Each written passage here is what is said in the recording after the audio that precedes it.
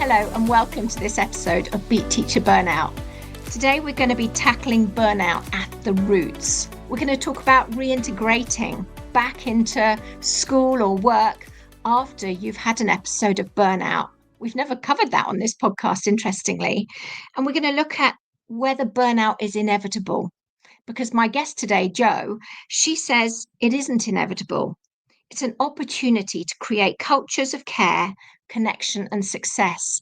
So, from that beautiful quote, welcome, Jo. Thank you for coming on the podcast today. Would you like just to tell everyone your experience of burnout and your journey, who you are? Thank you, Rena. Thank you for having me.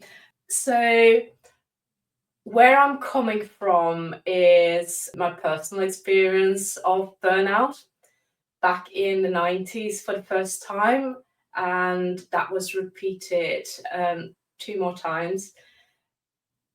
So that set me on the path to really discover what was it all about, what happened. And I also noticed that every single experience of burnout was different. It wasn't the same.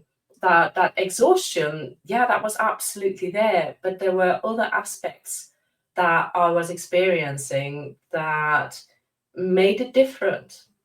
And every time it was like, I've experienced burnout before, so why didn't I recognize it? Because it can be so incredibly sneaky and it just slips in, and the old habits come back.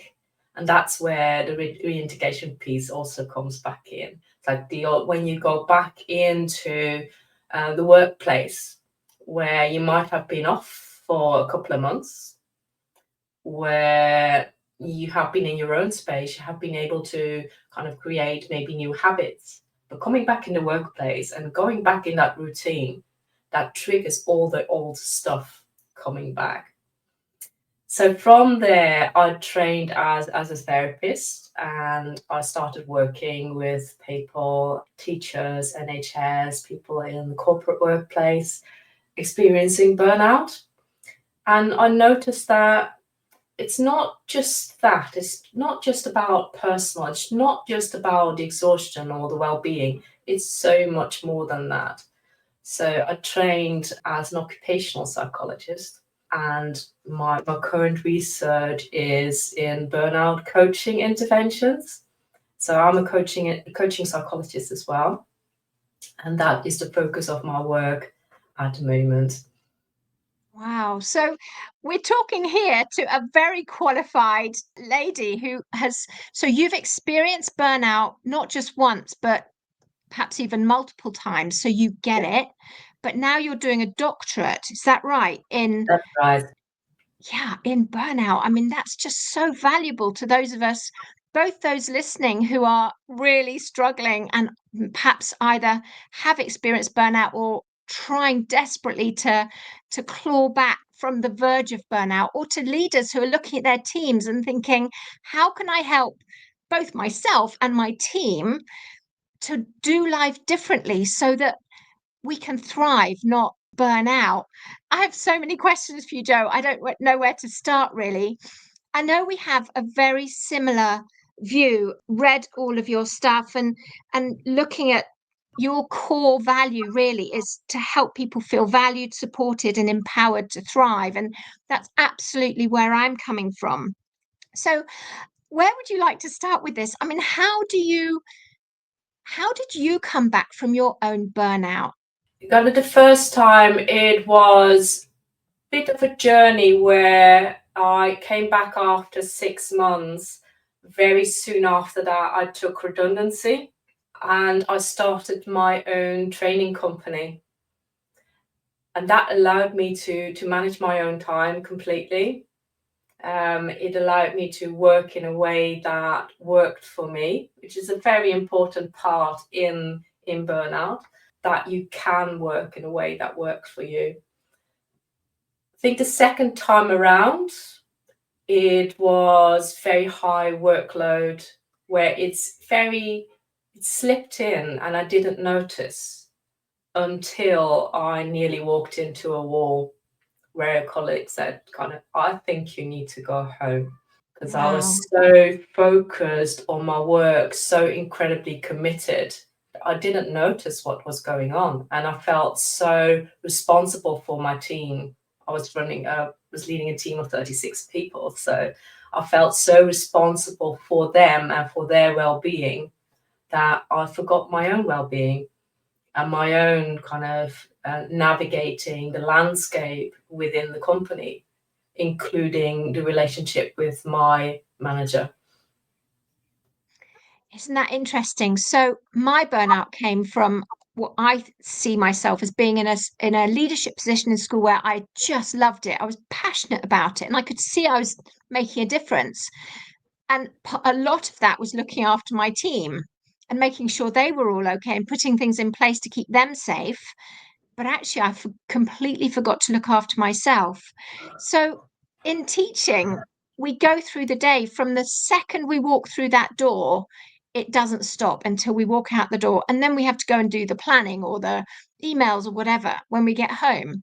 Now, hopefully, sometimes staff making ways that that reduces, I have to say.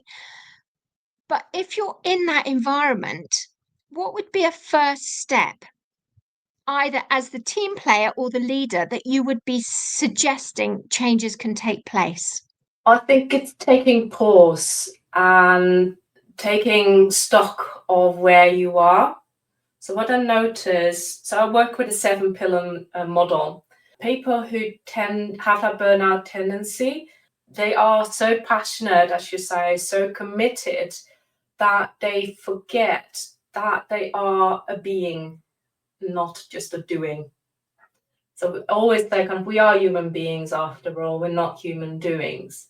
So checking in with the body and with the mind, with the emotions, which is the first 3 pillars of my model, where are you at? Where is your energy?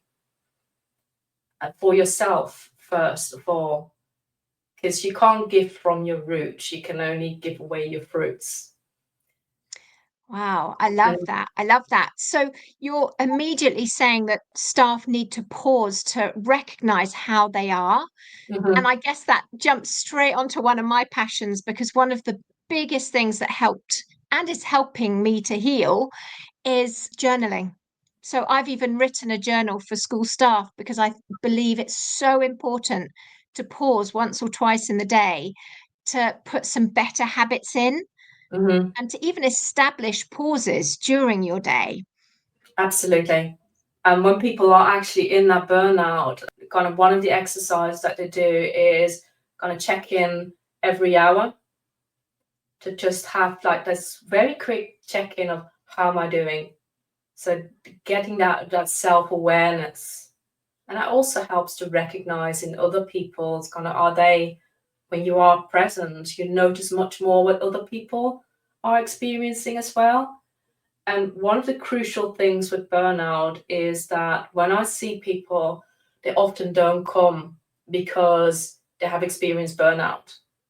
They come for other reasons. They come because I don't feel confident anymore in my job. I don't enjoy my job anymore. So you get that depletion in the role as well as kind of that mind and emotion and body depletion. Yeah, yeah. The way that staff describe that to me is they feel detached from their role. And it's such a vocation, teaching. So Mhm. actually, if you're feeling detached from it, a lot of the joy disappears. And that's the path to burnout. Absolutely. Yeah. The detachment, the cynical kind of attitude can be part of it. It's not always part of it. Some people go into a state of toxic passion where the passion goes way too far, kind of away from the harmonious passion that it was at the beginning and all the why that so the why keeps driving, but it's like a train that is completely loose. It's not on rails anymore. Wow. Can you tell me about that? I've never heard about that before, because that's slightly resonating with me. Because I guess, does that mean that you're on this train going full pelt down your sort of passionate route of work? because it has value and you're making an impact and changing lives. But Yeah. actually, then your health and your family and those things around you are going to suffer because you've got nothing left. Is that what you're saying? Yeah, because you only have so much energy. So if that's so, it's one of your highest values. So when that comes to the forefront, and that's all that you have energy for, then you see kind of relationships falling apart in the background. It's like people with burnout, when they get to a certain stage, they might become very hard to live with. Yeah. It's all those things. So that's another pillar that I'm working with, is relationships. And when you look at that meaning and purpose piece of, yeah, I'm so incredibly passionate, kind of lost it. That's where you come in, kind of really refining the meaning and purpose. Wow, that's amazing. Okay, so we've had 4 or 5 pillars now of Yeah, your 7. yeah. Do you want to tell us So about the others? one big pillar is organization. So that's where all the systemic issues lie that are involved in burnout. So we come to culture, we come to strategy, we come to leadership, very important part. So many of my clients have had issues with leadership and the alignment that needs to happen in order to be in an organization. If you approach that as a tick box exercise, it's not going to work. You can't put a yoga session on or get an EAP even and think on, okay, that's enough. It needs to be personalized. It needs to fit the person. Wow. So talk a little bit more about what you would be saying to leaders listening to this about their the culture of what they're setting up, the strategies they could put in place that would embed that for their staff to have a healthy, sort of, let's say, an anti-burnout culture. It's a lot of different things. So it is that personalized support system. You can't give the same support to just everybody and think kind of, okay, that's fine. We've ticked a box. It needs to be personalized. It needs to be looked at. What do you have now? Are people actually using it? So you're using organizational data. You're using kind of things like, what are your retention rates? What sick leave patterns are there? So you're really looking deep into that. It's also about leadership and what kind of culture do you create around that? Hello, I'm Rowena Hicks, and I'm so pleased to introduce this course to you. It's a short, practical, made to fit into your current routine course that I hope is going to help you, because I know time is precious. Staff are frazzled at the end of the day, but actually this fits into what you're doing already. So why me? Why this? Well, I burnt out after 30 years in school as a teacher, a Senko, a specialist teacher, even an advisor, and then a leader. I burnt out. I loved it. I was passionate, but I had to leave. And that just breaks my heart. Teachers are leaving and they're going off sick. This has to stop. So what I've designed is 5 minutes at the start of each staff meeting. You can give your team something small and powerful to build momentum. You'll build their confidence. You'll improve their well-being, their team dynamics, their energy. You reduce stress and overwhelm. And you're building habits to increase productivity, energy, and joy. So each week, there is a short action sheet, because really there isn't going to be any change without action, is there? But there's no extra cost.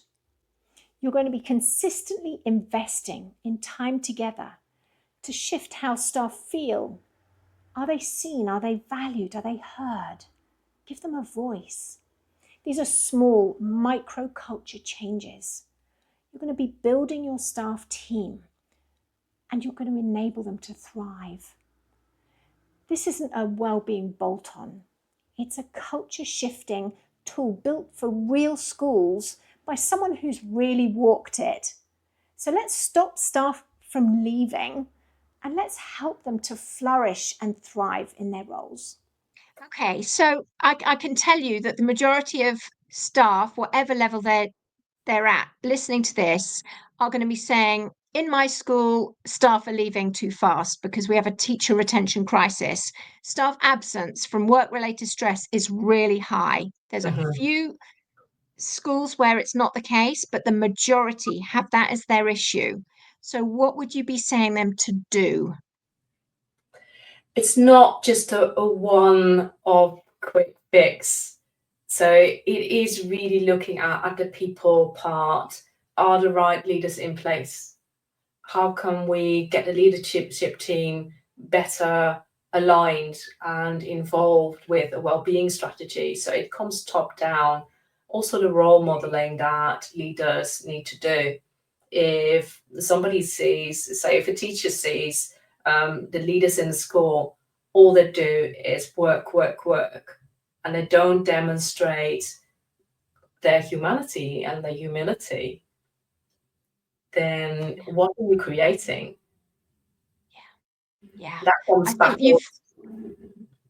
I think you've just hit on some really important words, that leaders are human and leaders need to be humble. And recently we had a leader on here who was talking about being vulnerable as a leader and the power of that, saying to the staff, look, I just need to go and pick my child up today. So I'm leaving on the dot of 3:35 because I need to see my kids. I haven't seen them all week. And it enables the rest of the staff to do that sometimes, or saying, I'm really struggling today. Is there any way you could do this for me? And then the leader goes and says to someone who they can see is struggling, I'm seeing you having a tough day. Can I take your duty for you today? So it's very hands-on. I know leaders are frazzled, but actually if they model that, all staff are going to do it for everybody to enable everyone to be seen and valued, just in a small way, even to start with. What do you think? Exactly that. And so how you value your people and how you express that is part of that well-being strategy, as is empathy, as is meaning on purpose. What is our why? Besides all the kind of things that we can do with how do we manage workload. And I know in teaching that is enormous, and it goes into evenings and weekends. It's never ending. So how do we deal with that? How can we support our staff in managing that in ways that are actually not kind of prompting them to leave? Absolutely. And I love that example because I spoke recently to a whole school staff and they were amazing. And the teachers said to me that the senior leaders who were all out of class had come up with an idea to reduce workload. And they said, right, in a staff meeting, what do you think if we do this to reduce your workload? And they said, tell us what you really think. And the teachers came back and said, that's actually not a big deal for us, that bit of workload, but what about if you did this to reduce our workload? And they were responsive to what the staff, I mean, it's so obvious in a way, isn't it? But why It doesn't it is, it happen is. more often? Yeah, whenever I work with leaders and they come with a problem and I ask them, have you actually asked your people what they think? It's like, oh, I've never thought about that. Yeah, it's amazing, isn't it? So Mm. I want to make sure we can dig into a really important part of your work, Jo, which is how, if you've been off with burnout or stress or whatever you want to call it, anxiety, all these different things associated with your work, how have you seen successful reintegrations? Because too often I've seen actually what happened to you in your first example of burnout, which is staff try to go back and then resign. I had to resign and I was absolutely heartbroken. And my passion is that staff can come back and schools and the individuals learn from the actually what is horror and shame and guilt of the burnout and the pain of it, and then do it differently. So, how to reintegrate and do better? So you hit the nail on the head there. It's learning from the past. See, what was it? Don't reflect back on it. What was it that contributed to the burnout? Was it in the relationships? Was it in kind of I lost the meaning and purpose of it. So my 7-pillar model, which we haven't kind of talked about self yet, so I'll come back to that in this piece. It is so important to look at the different things. Where do you deplete? So if you're not checking in with your body, then you're going to rapidly deplete there. If you're not checking in with your emotions, if you're not checking in with how you're thinking, so that might be a shift needed in your limiting beliefs. There might be a shift in how you think about work. And that comes to that final pillar, that self. It's like, I draw an identity from my work. So if I'm not my work, who am I? That's a big question, isn't it? So for a lot of people, they become their work, where they draw the whole identity from their work. But what else is there? They might have been very creative at one point and they completely lost that. So integrating all those pieces that have fallen to the wayside. It can be that it's, say, if a leader has burned out, that you work with the leadership team in order to find realignment, in order to find new ways of working, where we can be very open with each other and say, I'm seeing this.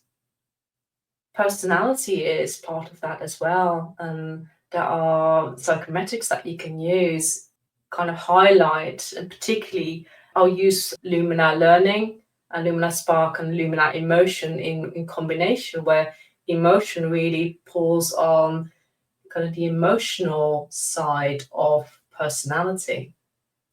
Inner confidence, outer confidence. You know, you can present yourself as very confident, but it might not feel like that on the inside. And that you see that a lot in burnout. Kind of the inside starts to really not feel so good. I used to be but it's hidden. I used to be a high performer, and now I feel like everything's falling apart. Things are slipping through my hands. When it comes to the executive functioning as well, where memory stops working. And I have definitely seen that in one of my burnouts, where I had to look at a piece of paper what I discussed in a phone conversation that I just had a minute ago.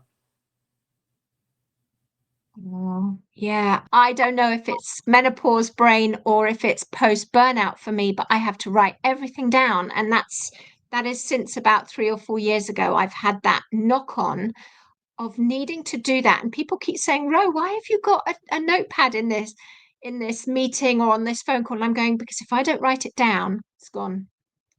Yeah. And you see that with menopause anyway, that executive function is already under stress. Same with neurodiversity. So I get a lot of people with ADHD and autism who experience burnout.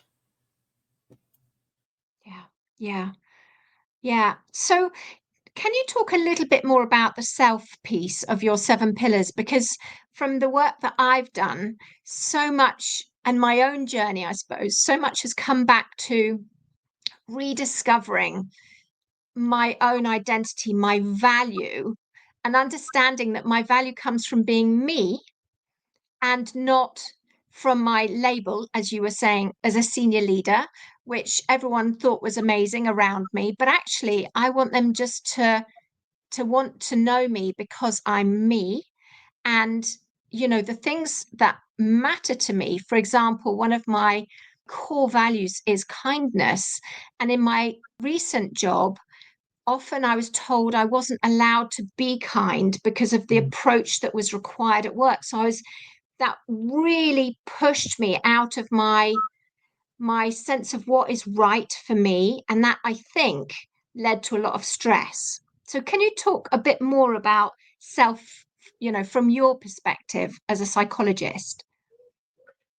Is that what you're saying? Is that identity piece, when it's not aligned with the organizational culture, then it's going to create stress.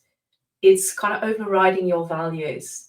So one of the pieces in the self pillar is about values, and values can shift over time.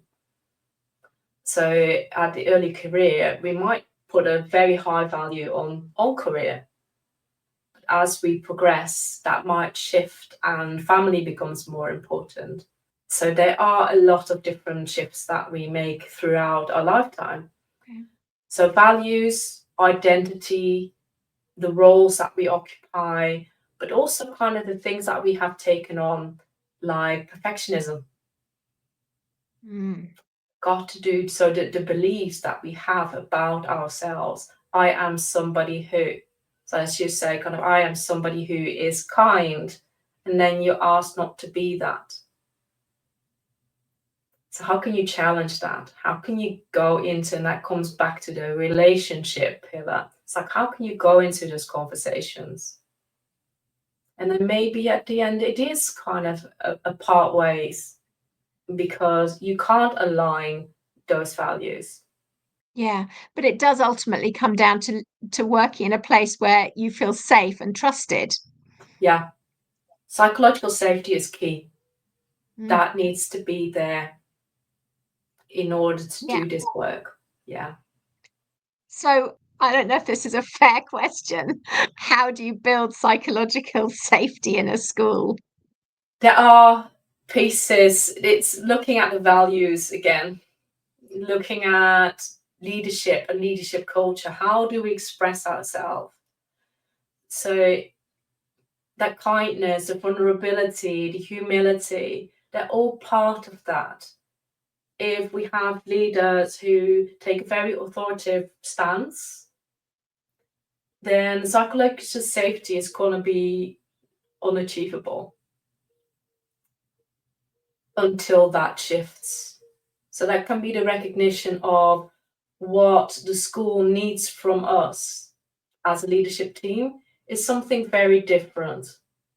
And that can be a very different way of thinking, a different way of being. But it's got to start from the top. Yeah.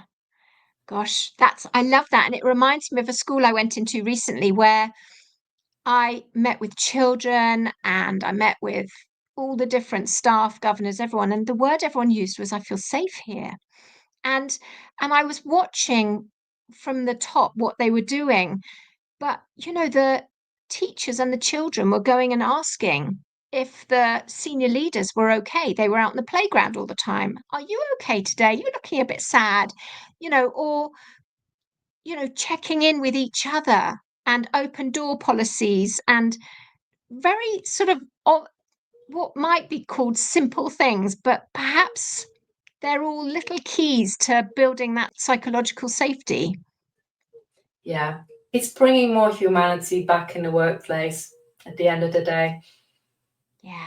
Yeah, because schools aren't machines, because people aren't machines, are they? Exactly. It's kind of that kind of the idea of the 80s, kind of, leave your personality at the door and just be what you're expected to be. Yeah, it doesn't work, does it? Oh doesn't. gosh, Jo, you have given us such a lot to think on. We might have to get you back on here to share a little bit of this a bit more deeply. It'd be interesting. If anyone's got questions for Jo, do send them over, because we will address them on a future podcast, because I feel like as a psychologist with the experience and the expertise you've got, there will be people on here who've got questions for you. Jo, if people want to find out more about you, where would they go so they can find out about these 7 pillars and the support that you offer? So people can find me on LinkedIn at Jo Van Osch, or on my website, which is inspiredatwork.co.uk. Okay, and we'll put those into the show notes so everyone can find them. But Jo, thank you so much for being vulnerable and sharing so much with us. And thank you everyone for listening. Thank you, Rowena. Thanks for listening. I hope you took something of value from today. If you want to connect, I'm at rowenahicks.com, or I have a Facebook group, which is Preventing Teacher Burnout. So I look forward to connecting to you at one of those.